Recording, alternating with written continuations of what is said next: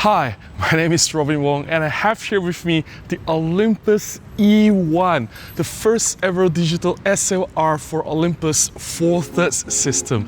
I want to talk about my experience shooting with this camera in my recent shutter therapy session. Let's do this!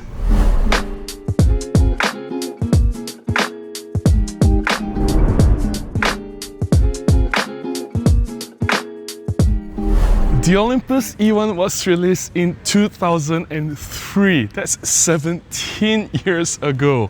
I'm not going to dive deep into this camera and the specifications.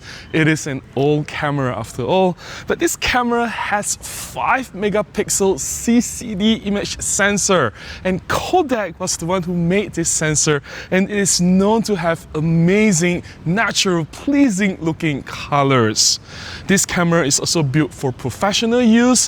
It is very rugged, it is weather sealed, and this is the first ever Olympus digital interchangeable lens camera, the forefather of all the other Olympus cameras, even the origin for the Micro Four Thirds system. You can see a lot of Olympus DNA even in the newer cameras today, in the E-1 series cameras that came from this Olympus E-1. Last weekend, I brought the Olympus E-1 together with 2 other lenses, the 14-42 f3.5 to 5.6 and the 50mm f2 macro for my street shooting. The 14-42 lens was the original kit lens from my E520. I still kept this lens around. It was just the right lens for all my general wide-angle shooting.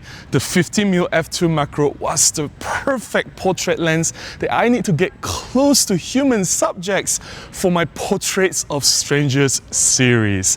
Let's see what kind of photographs that I've managed to capture from that shutter therapy session using this combination of camera and lenses.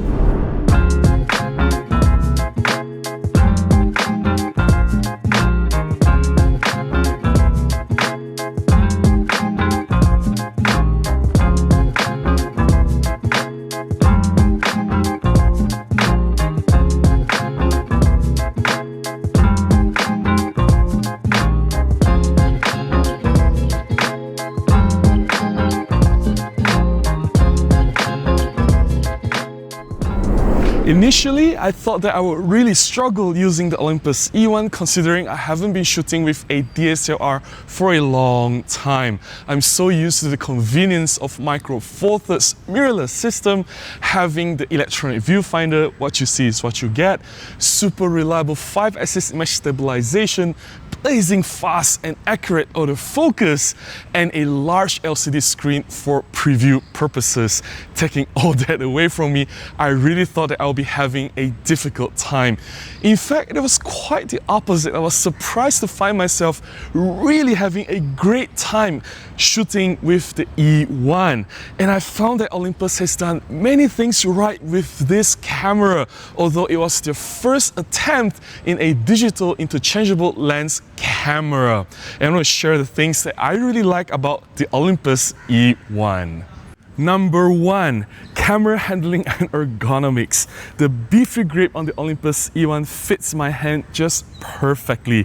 My fingers wrap around the grip nicely, and it was really comfortable holding and shooting with this E-1 even for long duration of time. I feel that this is perhaps one of the best handling and a camera that has the best ergonomics out there.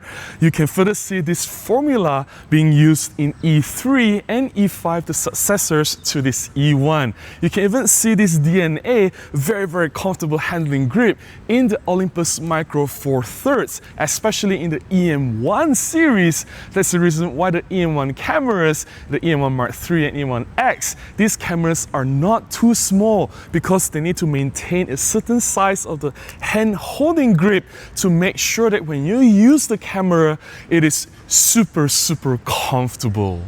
Number 2, Excellent build quality. Being a flagship camera and made for professional use, the Olympus E-1 has magnesium alloy body construction. Picking up the camera, it feels really dense and solid in hand.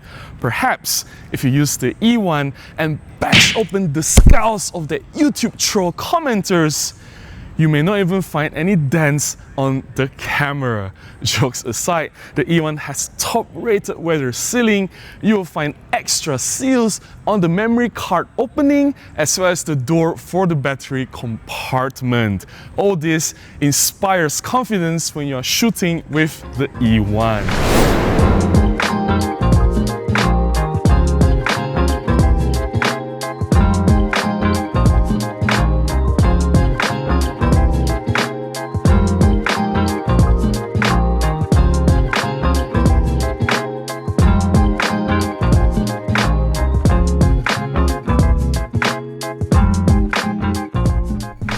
Number 3, I really like the color rendering from the E-1. The Kodak CCD image sensor renders the colors very differently. It is not 100% accurate. Unlike the newer and modern cameras that strive for color accuracy, you can see that the color tones from the E-1, they are slightly off. There is that hint of warmth overall. There is that organic quality if you really look at the colors, but it still looks true to life and really vibrant. The skin tones come out very pleasing. I've shot a lot of people using this camera, as you've seen in the images that I've shared, and overall I just like how pleasing and realistic the images look. Number 4, responsiveness of this camera. It is blazing fast. Alright, don't get me wrong. The autofocus is not the fastest. Under good light, the autofocus is good enough for what I need to do. But in comparison to newer cameras from today, this is lagging really far behind in terms of autofocus speed. However, I'm talking about how the camera responds when you click the shutter button, how the camera responds when you make adjustments to the camera, the settings, the aperture, shutter speed, when you turn the dial.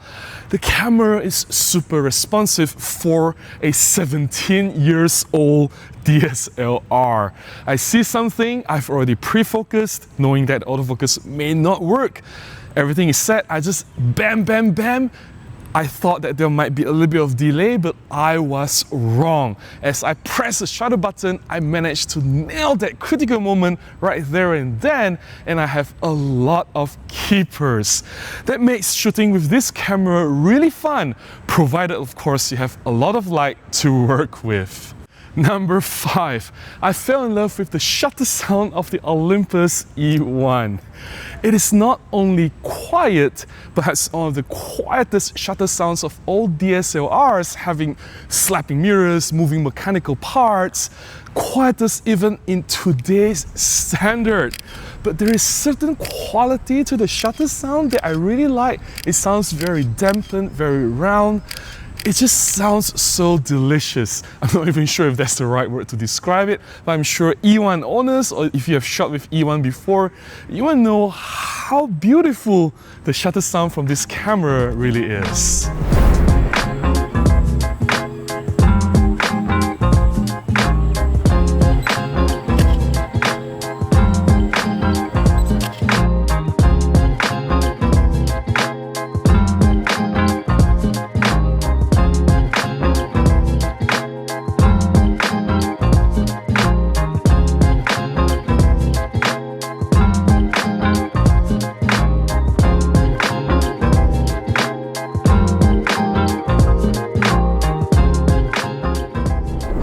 Initially, I thought I'd be disappointed with the images taken from the Olympus E-1. After all, this is a 17-year-old camera. Even smartphones today can take images with more than 100 megapixels. Therefore, the 5 megapixels from the E-1 may sound a little bit underwhelming. Coming home with the images from the E-1, loading the raw files into my post-processing software after I've done a little bit of tweaks, I was more than happy with the images that I managed to capture. sure. 5 megapixels is still plenty of pixels to go around. I look at the sharpness, the colors, the contrast, the depth, and the tonality. They were all more than good enough even for today. If you're using the images for social media, posting to Facebook, Instagram, or Twitter, or if you are just using the images for web display, the 5 megapixel images from this Olympus E-1 can still trump any smartphone images from 2020. That's all I have to share about this E-1. It was a nice little throwback to a camera, the first ever 4/3 DSLR from Olympus. And I hope you've enjoyed the images I've shared from my shutter therapy session. Do you have the E-1 yourself? Or have you used this camera before? Please share your experience in the comments below. I would love to hear from you and what you think of this Olympus E-1. If you've enjoyed watching this video and found it useful, please buy me a cup of coffee, or you can contribute directly to my PayPal account. I'll leave the links in the descriptions below on how you can do that. Any small contribution can go a long way. They'll keep me going and help me to make more videos and being published right here.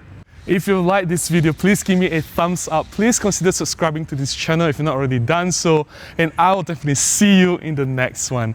Until then, please stay safe and take care. Bye-bye.